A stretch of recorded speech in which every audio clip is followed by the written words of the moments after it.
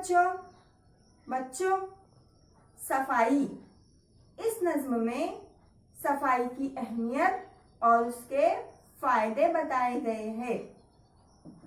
हम रोजाना घरों में देखते हैं कि हमारे अम्मी, पाजी, दादी वगैरह मिलकर घर की सफाई करते हैं, जैसे कपड़े धोना, बर्तन साफ करना, झाड़ू मारना, फर्श साफ करना वगैरह। कपड़े धोने से कपड़ों पर मौजूद गंदगी दूर होती है और कपड़े साफ सुथरे दिखाई देते हैं। बर्तनों की सफाई करने से बर्तन भी बिल्कुल चमकदार नजर आते हैं और घरों की सफाई करने से घर बिल्कुल चमकदार और रोशन दिखाई देते हैं।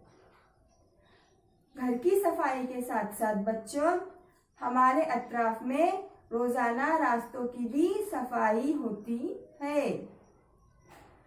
हम रोजाना अपने आप को भी साफ सुथरा रखते हैं, जैसे रोजाना नहाते हैं, नाखून काटते हैं, साफ सुथरे कपड़े पहन के तैयार होते हैं।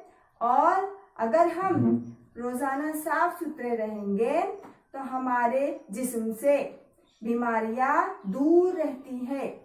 हम बिल्कुल चुस्त और तरोताजा महसूस करते हैं। कोई बीमार शख्स अगर हो तो उसकी भी अगर सफाई का ख्याल रखा जाए तो वो भी बहुत जल्द तंदुरुस्त हो जाता है। बच्चों आपको पता है, अगर हम सोने और चांदी के जेवरात की भी पॉलिश करते हैं तो वो भी जो है पुराने की बजाय साफ सुथरे, रोशन, चमकदार नए नजर आते हैं।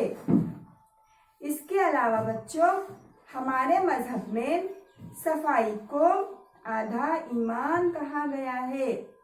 सफाई निस्फ ईमान है। हम अगर साफ सुथरे कपड़े पहनकर वजू करके नमाज पढ़ेंगे, कुरान की तिलावत करेंगे तो उस वक्त हमारी इबादत कबूल होती है। बच्चों हमारे जिस्म की सफाई, घर की सफाई, इसके बारे में हम देख चुके हैं।